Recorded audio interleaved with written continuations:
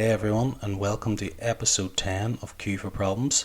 Today I'll be looking at problem 1 from the Leet Code problem set, and it gives us an array of integers and some target number, and it wants us to return the indices of two numbers in the array of numbers that add up to the target. So they have given us some constraints in the question here, however that won't matter for our Q solution, as we'll see. And you can see there that there's two examples shown. So for example, the array of 2, 7, 11, 15 with a target of 9, the function should return 0 and 1 because those are the indexes of 2 and 7 which add up to 9. And the example 2 there, the indices 1 and 2 are returned because that is the indices of 2 and 4 which add up to 6. So let's take a look at the solution of this question.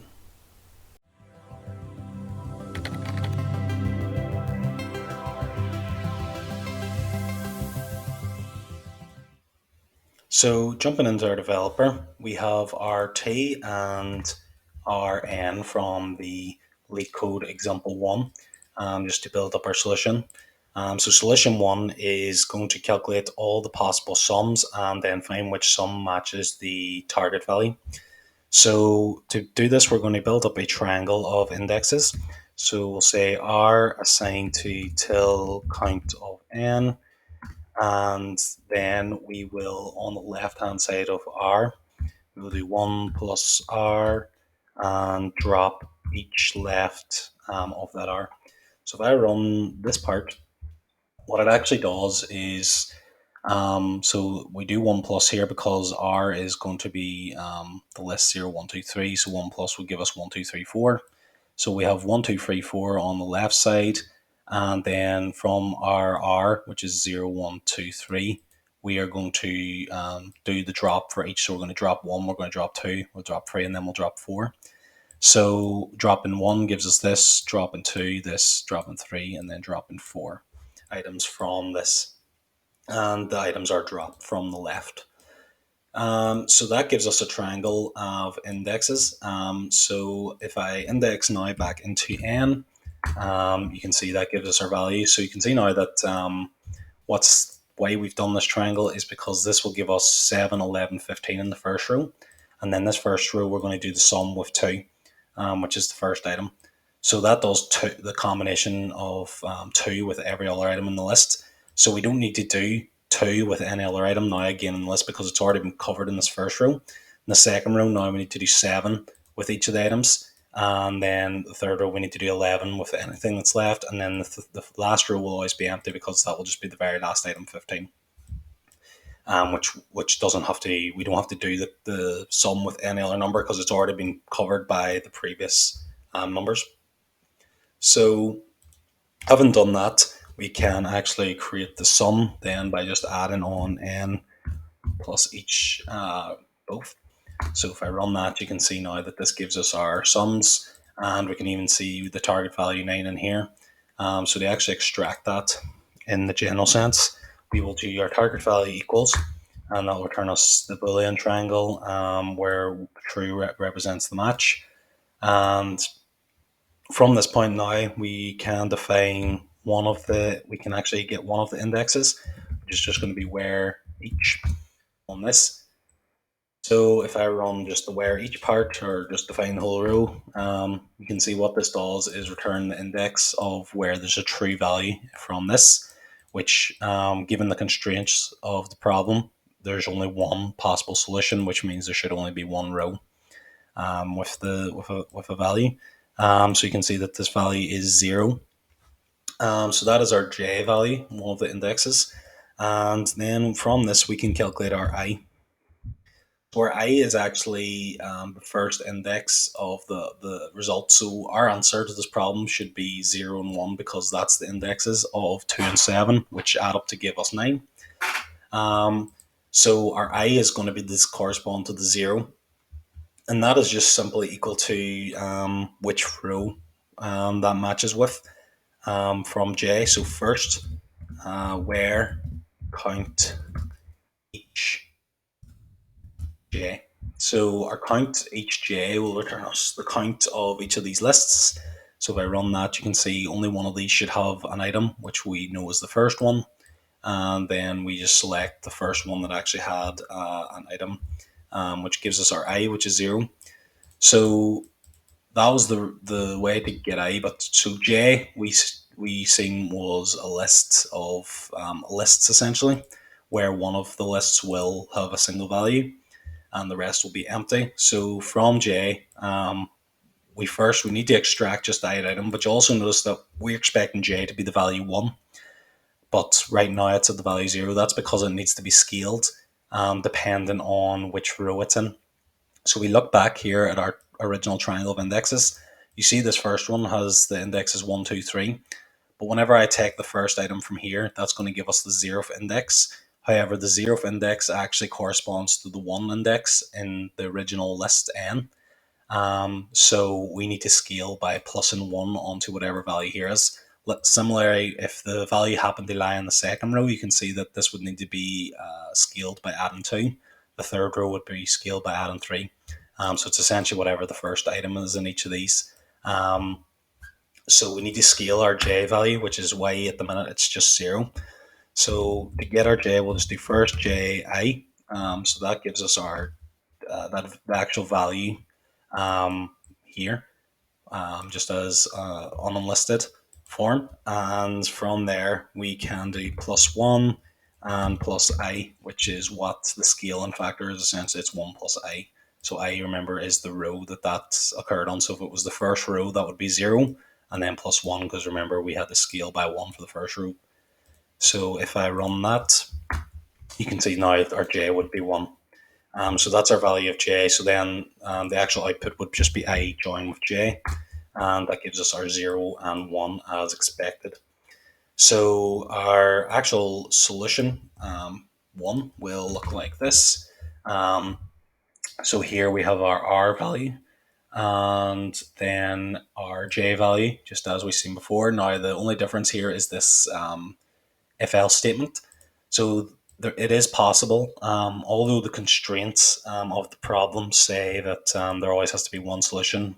I just wanted to create this for the general sense and say if our inputs, if we got one that had no match, then this would check that. So essentially, it would raise this list, and if say there was no match, then this would also be an empty list, which means when you raise it, the whole thing is empty. And then if you count it, if the count was 0, then that means the whole thing, there was no match, which means in that case we just return an empty list.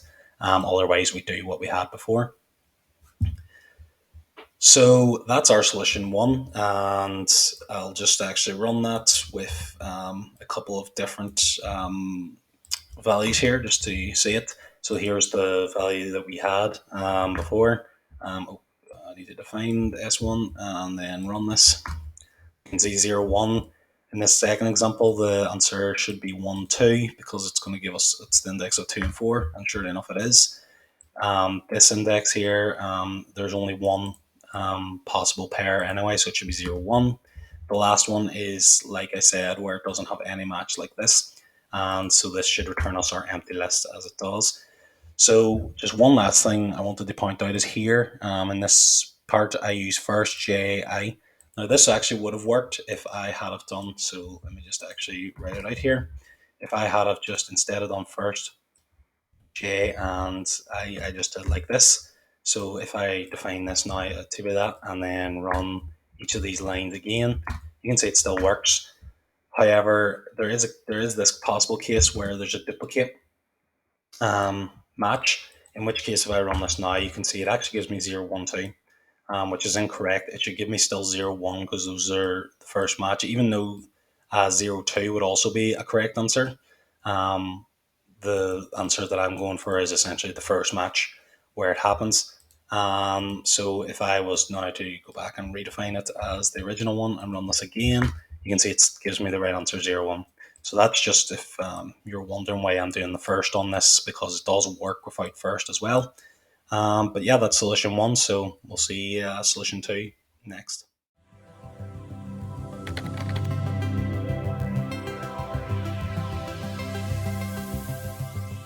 Solution 2 will follow an iterative approach. So on each iteration, any numbers that are seen so far, are mapped to the index in n where they can be found. So on each iteration, we move through the list of numbers in n, and we compare it with numbers that we've seen previously. And if there's a match, I that number that we're currently looking at, one of the previous ones, can be added together to create the target. Then that's a match, and we return the indexes of those two numbers. Um, so I've got here the shell of solution two, which is going to just take our t and n, just like solution one, and we have just to build up our solution t and n defined as the example given in the Leet Code problem. And this solution is going to use the while form of over. So the while form, remember, takes a predicate as its left argument. Our predicate is going to be 99 equals type apply, and then we have our actual function. So that's going to be like so. Just move this back one just so the indentation is correct. So the predicate here will check if the type of the output of this function, which I haven't put anything in yet, but the output of it is a dictionary. So a dictionary has type of 99 in Q. So the dictionary is the mapping of the number to the index of the numbers we've seen so far. So we return that mapping on each iteration if we still have to continue searching. However, if we find a match, or if we exhaust the list and no match can be found, we return either an empty list if nothing can be found, or the actual the indexes of the pair if they can be found. But on each iteration, if neither of those conditions are true, then we return the mapping, which is a type of dictionary, which is a dictionary essentially. So it has type 99. So inside the function, we will take, as our arguments will be t and n as just actually the inputs to S2. However, we'll also have our mapping, which is m. So that is a dictionary, remember, and we'll actually define it in a minute, but we'll start with the internals of this function. So we'll have a if else statement. So I'll just create the shell for that, and we'll have three different cases. So our first case is going to be count of our mapping. So that's the dictionary of the numbers seen so far. So that starts with only one item, which is going to be the first item in n. And then as we traverse through n, we are going to add to that dictionary. So whenever that dictionary becomes the same length as n, so whenever the count of the dictionary becomes the same count as n, then we've actually checked all the items. And if we've checked them all and still not found a match, then that means no match exists. So we return the empty list, just like we did in the solution one. So that's our first check. So if this is true, then return this. Else, we will check our mapping to see does it have a corresponding number. So first of all, let's set I equal to 1 plus the last of m. So remember, m is going to map each number to its index. So it starts the first number, which is going to be, say, for our example here of m is 2. It's going to map 2 to 0 because that's at the 0th index. So when we create the dictionary, we'll start with just this one item, is 2 mapped to 0, and on each iteration we add. So then on the second iteration we would add in 7 maps to 1, etc., until we find the match.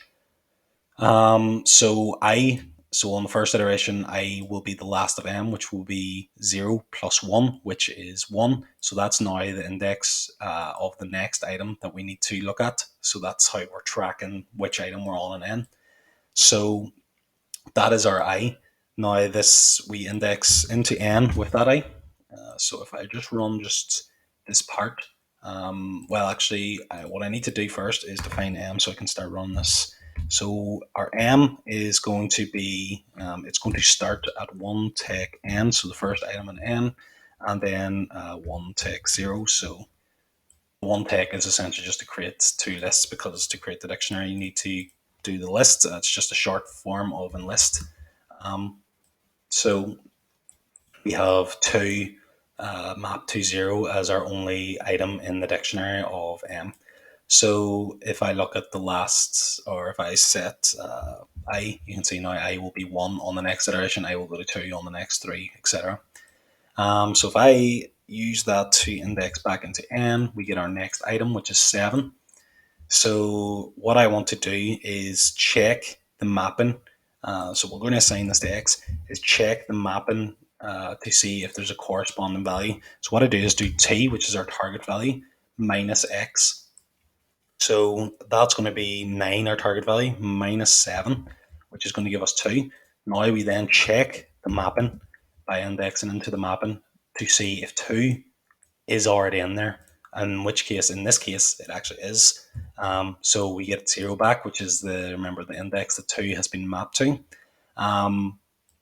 So in that case, it is, which means we're finished, and we can return our third item of this if else statement, which is going to just be m on t minus x.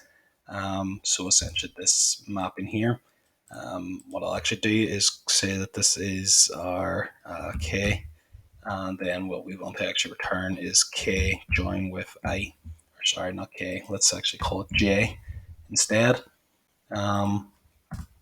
So it's going to be j join with I, which is kind of flipped on the last solution, but it's because I usually using the terminology I for an index is the index of n here, whereas j then we work out second, but the actual way it should be arranged is j join with I in this case. So hopefully that's not too confusing, but that's what's going to be returned, because in this case we do have a match, which means whenever I run this and then run this, you can see it gives me 0, 1.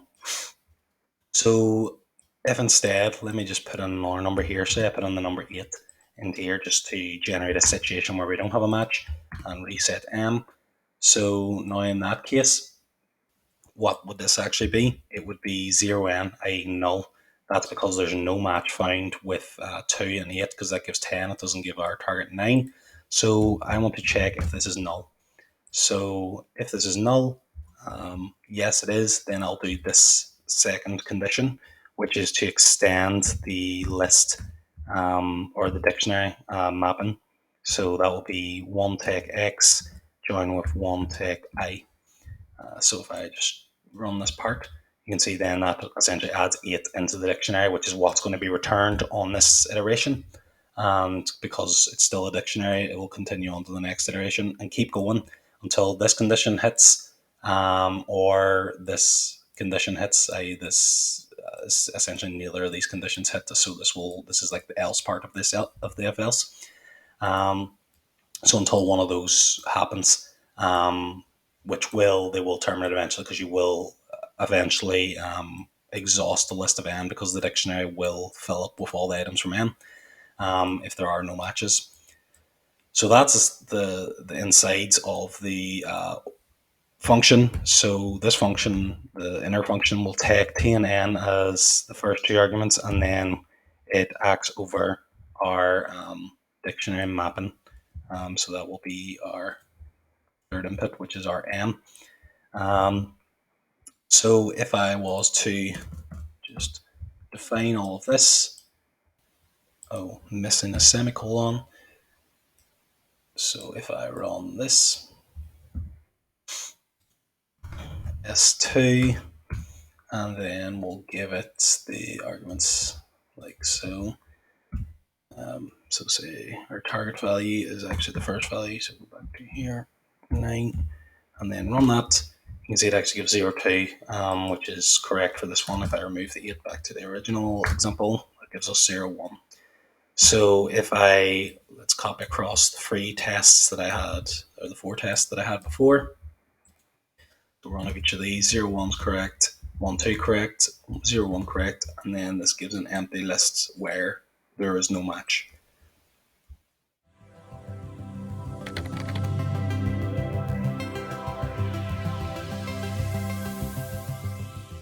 So looking at performance, I basically just have a function here to generate random test cases. So you can get this in the Git notes. I'm not going to go through what it's doing here, but it's just generating different test cases for lengths 10, 100, and 1000. That's the length of the numbers in n, and it's doing 5 of each of these. And then we're going to take an average between each of them. So I've pre-run all this. all these lines. So to actually look at the numbers, you can see S1 when the size of n was 10 is actually better than S2 when the size of n is 10 in terms of time, not so much memory. But you can see then as the size of n increases, S1 becomes not as good anymore. It uses a lot more memory and a lot more time for the third case, where S is 1000. It's like a factor of 10 higher in terms of time, and you can see the memory is only increasing by a small amount each time, whereas the memory for S1 is growing by a large factor each time. But yeah, that's everything for this episode. As always, leave your solutions, comments, ideas in the comments below, and thank you for watching.